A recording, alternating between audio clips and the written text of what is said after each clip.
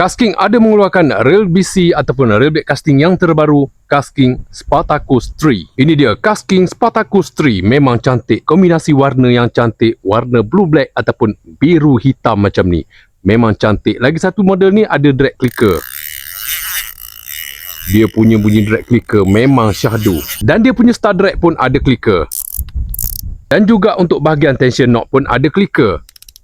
Kita tengok pada design BC yang terbaru keluaran daripada Kasking Spartacus 3 ni memang cantik. Dia punya design untuk handle material daripada aluminium, untuk knob handle daripada AVA ataupun EVA.